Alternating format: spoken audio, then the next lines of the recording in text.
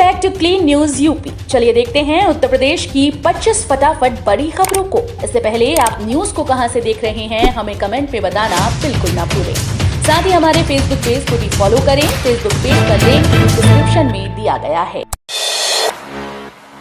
UP में quality education को लेकर सख्त हुए सीएम योगी। बोले ऐसे संस्थानों को मान्यता मिली तो होगा एक्शन। मुख्यमंत्री योगी आदित्यनाथ ने क्वालिटी एजुकेशन को लेकर सख्त रुख अपना लिया। उन्होंने चेतावनी देते हुए कहा कि गुणवत्ता विहीन और अधोमानक संस्थानों को मान्यता मिली तो कड़ी कार्रवाई की जाएगी। नर्सिंग व पैरामेडिकल संस्थानों की गुणवत्ता का प्रमाणन जरूरी है। अच्छे संस्थानों की पहचान करें और मेंटोर मेंटी मॉडल लागू करें। उन्होंने कहा कि नर्सिंग पैरामेडिकल सेवा चिकित्सा व्यवस्था की रीढ़ है और करियर में असीम संभावनाएं हैं। मुख्यमंत्री नर्सिंग व पैरामेडिकल संस्थानों की गुणवत्ता सुधार के संबंध में समीक्षा कर रहे थे। अस्पतालों के लिए लागू होगा ग्रेडिंग सिस्टम। अलग शहर में अलग होंगे इलाज और जांच के रेट। अब जैसा शहर होगा उसी के स्तर के अनुरूप इलाज और जांचों के रेट भी होंगे। यानी लखनऊ और गाजीपुर में इलाज या स्वास्थ्य संबंधी टेस्टिंग की दरें एक समान नहीं होंगी। आयुष्मान भारत योजना में केंद्र सरकार इसी माह से ग्रेडिंग सिस्टम लागू कर सकती है। इसमें टियर 1, टियर 2 या 3 श्रेणियों के शहरों के लिए अलग अलग रेट्स होंगे। महंगाई और बड़े अस्पतालों को योजना से जोड़ने के लिए दरें भी नए सिरे से संशोधित की जा रही हैं। केंद्र सरकार ने 2018 में गरीबी की रेखा से नीचे जाने वालों को बेहतर स्वास्थ्य सेवाएं मुहैया कराने को आयुष्मान योजना शुरू की थी। यूपी के 75 जिलों में होने वाला है ये काम। 418 लाख घरों को लेकर शासन ने जारी की गाइडलाइंस। यूपी में इस बार का स्वतंत्रता दिवस बेहतर खास तरीके से मनाने की तैयारी है। इसको लेकर काम अभी से शुरू कर दिया गया है। इसके लिए शासन की ओर से गाइडलाइंस भी जारी कर दी गई। दरअसल यूपी में 418 लाख से ज्यादा घरों में तिरंगा फहराया जाएगा। इसके अलावा 50 लाख सरकारी व गैर सरकारी प्रतिष्ठानों में भी झंडा फहराने की तैयारी है।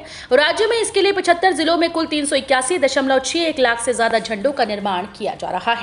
यूपी के मुख्य सचिव दुर्गा शंकर मिश्र ने इस संबंध में विशेष गाइडलाइंस जारी की। इसके मुताबिक 11 से 17 अगस्त हर घर तिरंगा अभियान धूमधाम से चलेगा। आधुनिक उपकरणों से होगी यात्रियों की सुरक्षा। ट्रेन में चप्पे चप्पे पर होगी विशेष नजर। दिल्ली मेरठ रैपिड रेल को यात्रियों की सुरक्षा के लिए विशेष उपकरणों के साथ तैयार किया जा रहा है। इन ट्रेन में यात्रियों की सुरक्षा को हाईटेक सेफ्टी उपकरणों से होगी। रैपिड में सीसीटीवी कैमरे, modern passenger announcement, fire detection उपकरण और डिजिटल इंफॉर्मेशन सिस्टम के अलावा अन्य सेफ्टी उपकरण भी उपलब्ध होंगे। एनसीआरटीसी के अधिकारियों के अनुसार रैपिड रेल में यात्री गतिविधियों पर नजर रखने के लिए उच्च क्षमता के सीसीटीवी कैमरे लगे होंगे। सीसीटीवी कैमरे ट्रेन के ऑपरेटर केबिन और ऑपरेशन कंट्रोल सेंटर से कनेक्ट होंगे। 10वीं व आईटीआई पास अभ्यर्थियों के लिए 190 पदों पर भर्ती। उत्तर प्रदेश राज्य विद्युत उत्पादन निगम लिमिटेड ने टेक्नीशियन ग्रेड 2 के पदों पर भर्ती के लिए योग्य व इच्छुक अभ्यर्थियों से आवेदन आमंत्रित किए हैं। यूपीआरवीयूएनएल की इस भर्ती में कुल 190 पदों पर योग्य अभ्यर्थियों का चयन किया जाना है। उत्तर प्रदेश राज्य विद्युत उत्पादन निगम की इस भर्ती में 10वीं और आईटीआई पास अभ्यर्थी आवेदन कर सकते हैं। यूपीआरवीयूएनएल टेक्नीशियन भर्ती के लिए आवेदन प्रक्रिया 16 जुलाई 2022 से शुरू हो चुकी है। इच्छुक अभ्यर्थी वेबसाइट पर दिए गए संबंधित पोर्टल से ऑनलाइन आवेदन कर सकते हैं। शादीशुदा लोग राशन कार्ड में जल्द करवा लें अपडेट, वरना नहीं मिलेगा सरकारी फायदा। कई बार ऐसा होता है कि घर में लड़की की शादी हो जाती है और नई नवेली दुल्हन घर में आ जाती है। हालांकि लोग घर में आए नए सदस्य का नाम राशन कार्ड में जुड़वाने में देरी कर देते हैं, जिसके कारण उस नए सदस्य के हिस्से का राशन उस परिवार को नहीं मिल पाता। ऐसे में जरूरी है कि घर में आई नए सदस्य का नाम भी जल्दी से राशन कार्ड में जुड़वा लिया जाए। घर की बहू का नाम राशन कार्ड में जुड़वा लेने से उसके हिस्से का राशन भी फिर हासिल किया जा सकता है। ऐसे में शादीशुदा लोगों को राशन कार्ड में जल्द से जल्द ये अपडेट करवा लेनी चाहिए। बुंदेलखंड एक्सप्रेसवे के बाद अब गंगा एक्सप्रेसवे बनाने की तैयारी। प्रयागराज महाकुंभ 2025 से पहले शुरू करने का लक्ष्य। बुंदेलखंड एक्सप्रेसवे के बाद अब योगी सरकार गंगा एक्सप्रेसवे बनाने की तैयारी कर रही है। औद्योगिक विकास मंत्री नंद गोपाल नंदी ने कहा कि गंगा एक्सप्रेसवे तय समय से पहले बन जाएगा और कोशिश होगी कि जब कुंभ मेला शुरू होगा तो लोग दिल्ली से इस एक्सप्रेसवे के जरिए ही प्रयागराज आए। उन्होंने कहा कि योगी सरकार अब कुछ और नए एक्सप्रेसवे की योजना बनाने जा रही है। मंत्री नंदी ने राज्य मंत्री जसवंत सैनी, अपर मुख्य सचिव औद्योगिक विकास अरविंद कुमार, यूपीटा के सीईओ अवनीश अवस्थी, अपर मुख्य सचिव सूचना नवनीत सहगल के साथ प्रेस वार्ता में ये जानकारी दी। रैंकिंग में यूपी के 8 संस्थान, आईआईटी कानपुर को मिला 5वां स्थान। केंद्रीय शिक्षा मंत्रालय के अधीन गठित नेशनल इंस्टीट्यूशनल रैंकिंग फ्रेमवर्क की वर्ष 2022 की रैंकिंग के नतीजे जारी कर दिए गए। इसमें शिक्षण संस्थानों की ओवरऑल रैंकिंग में यूपी के 8 संस्थानों को टॉप 100 में जगह मिली है। इसमें आईआईटी कानपुर को 5वां स्थान मिला, लखनऊ की किंग जॉर्ज मेडिकल यूनिवर्सिटी को 75वां और अंबेडकर यूनिवर्सिटी को 78वां स्थान मिला। प्रबंध संस्थानों की टॉप 100 की सूची में आईआईएम लखनऊ को 6वां स्थान मिला है। वाराणसी बनेगी ग्लोबल सांस्कृतिक पर्यटन राजधानी, रोजगार के मौके भी बढ़ेंगे। देश दुनिया में सांस्कृतिक राजधानी के रूप में वाराणसी की पहचान पहले से ही है, लेकिन अब वाराणसी को शंघाई सहयोग संगठन की पहली सांस्कृतिक और पर्यटन राजधानी घोषित किया जाएगा। एससीओ के महासचिव झांग मिंग ने ये जानकारी दी। शंघाई सहयोग संगठन की चीन के शंघाई में हुई बैठक में काशी के पर्यटन और सांस्कृतिक राजधानी घोषित होने पर शहरवासी खुश हैं।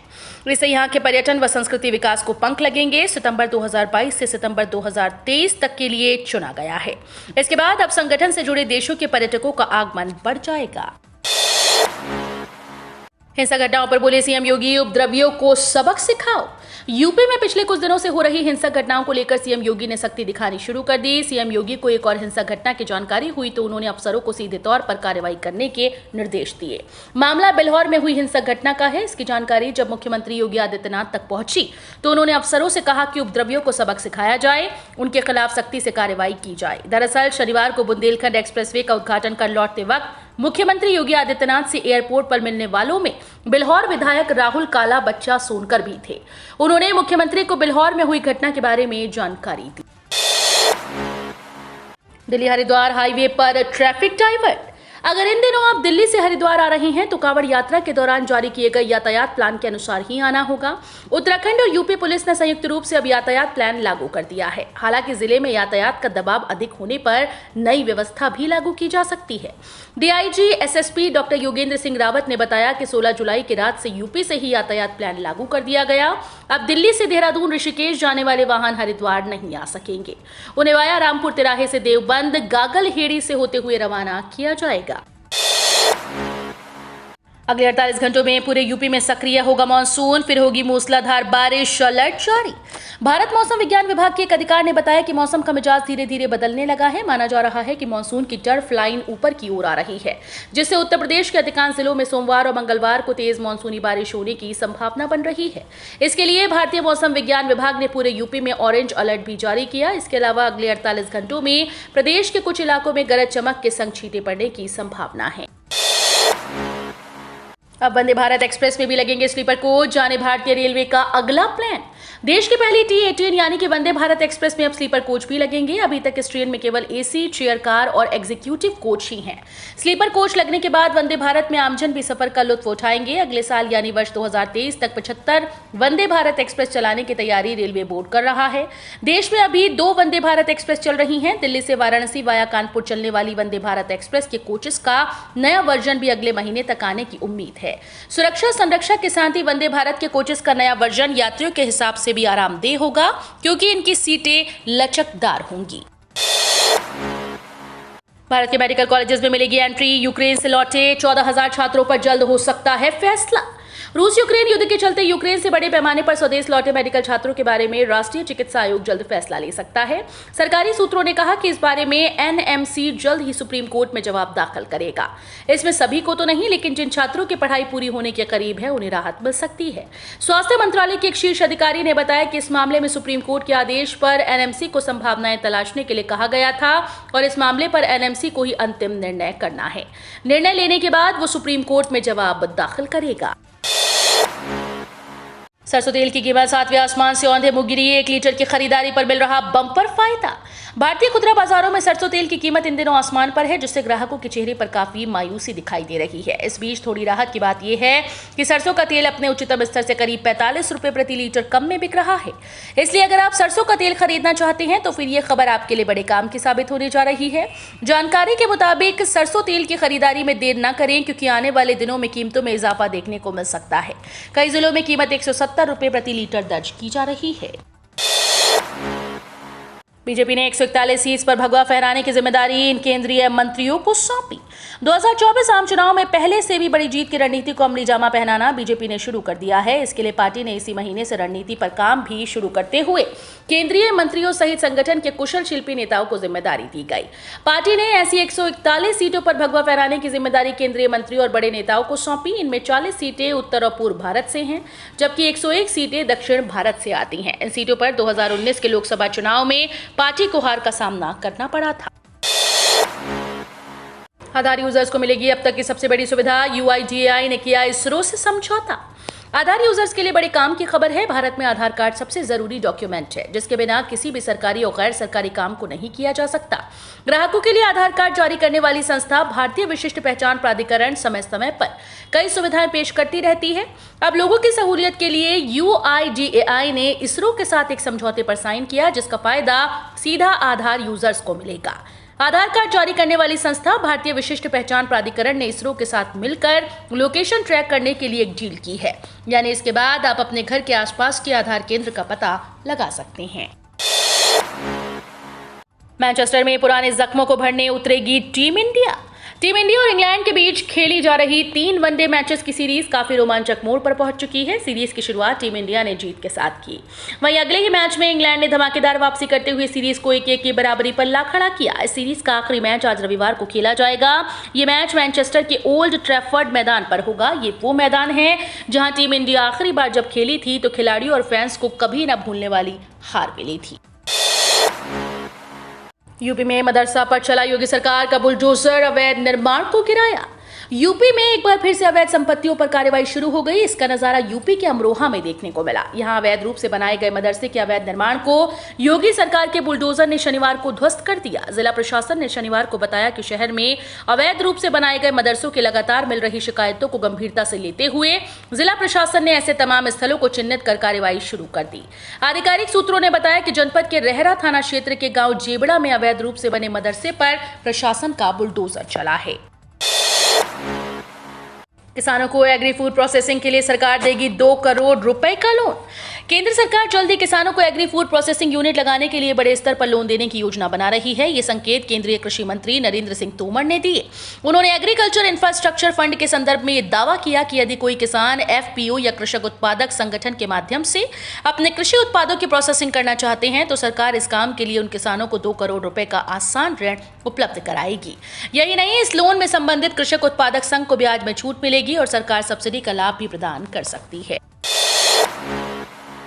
मुर्दों के खाते में भेजी PM किसान योजना की राशि अब ऐसे होगी वसूली। प्रधानमंत्री किसान सम्मान निधि योजना के तहत किसानों को हर साल 6,000 रुपए की राशि दी जाती है। ये राशि हर 4 महीने के अंतराल पर 2-2 हजार रुपए करके उनके खाते में ट्रांसफर की जाती है। 10 करोड़ से ज्यादा किसानों को इस योजना की 11 किस्तें दी जा चुकी हैं। वे अब 12वीं किस्त का इंतजार कर रहे हैं। PM किसान सम्मान निधि योजना में गड़बड़ झाला करने वाले किसानों के खिलाफ सरकार काफी सख्त है। सरकार इस योजना के अवैध लाभार्थियों को लगातार नोटिस भेज रही है। ऐसे में अब तक गलत तरीके से हासिल किए गए सभी पैसे की रिकवरी कराई जा रही है।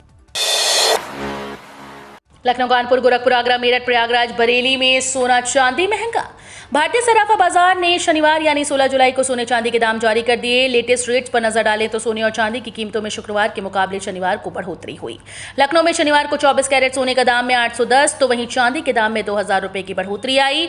लखनऊ के अलावा कानपुर, मेरठ, गोरखपुर, आगरा, प्रयागराज में भी सोने और चांदी के दामों में गिरावट देखने को मिली।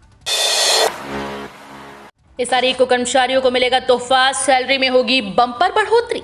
केंद्र सरकार अब जल्दी किसी भी महंगाई भत्ते में बढ़ोतरी कर सकती है। माना जा रहा है कि सरकार DA में 4% की बढ़ोतरी करेगी, जिसके बाद सैलरी में बम्पर बढ़त देखी जाएगी। इतना ही नहीं, फिटमेंट फैक्टर में भी 3 गुना बढ़ोतरी होने की उम्मीद है। इससे करीब 1.25 करोड़ लोगों को लाभ पहुंचेगा। सरकार की घोषणा के बाद महंगाई भत्ता बढ़कर 38% हो जाएगा, जो अब 34% मिल रहा है। हाईकोर्ट पहुंचा श्री कृष्ण जन्मस्थान और ईदगाह विवाद। कोर्ट से कमिश्नर नियुक्त करने और सर्वे कराने की मांग। वाराणसी के ज्ञानवापी मस्जिद के बाद मथुरा की ईदगाह में सर्वे कराए जाने की मांग तेज हो गई। मथुरा की अदालत में चल रहा केस अब इलाहाबाद हाई कोर्ट पहुंच गया है। इसको लेकर मनीष यादव की ओर से इलाहाबाद उच्च न्यायालय में याचिका दाखिल की गई, जिसमें वरिष्ठ अधिवक्ता की देखरेख में कमिश्नर नियुक्त करने और मौके की वीडियोग्राफी कराने की मांग की गई।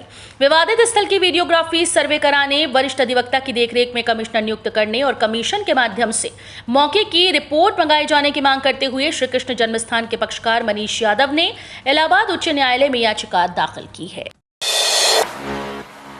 यूपी में बस स्टैंड होंगे मॉडर्न, मेट्रो स्टेशन की तरह मिलेंगी सुविधाएं, लग्जरी बसों से कर पाएंगे सफर। उत्तर प्रदेश की योगी सरकार राज्य के विकास के लिए कई नई परियोजनाओं को ला रही है। इसमें एक्सप्रेसवे निर्माण के अलावा सड़कों के सुधार और यहां तक कि परिवहन में सुधार भी शामिल है। अब योगी सरकार यूपी के कई जिलों के बस स्टैंड की सूरत बदलेगी। यूपी रोडवेज के बस अड्डों को मेट्रो स्टेशन की तरह बनाया जाएगा। ये केवल शहर के लिए नहीं बल्कि गांव के बस स्टैंड भी मेट्रो स्टेशन की तरह विकसित किए जाएंगे। ये राज्य के अलग अलग हिस्सों में कई चरणों में पूरा होगा। इसके लिए PPP मॉडल बनाया जाएगा, जिसके तहत बस स्टैंड विकसित होंगी। तो ये थी आज की 25 फटाफट बड़ी खबरें। अगर आपको न्यूज पसंद आई हो तो वीडियो को लाइक और शेयर जरूर करें। धन्यवाद।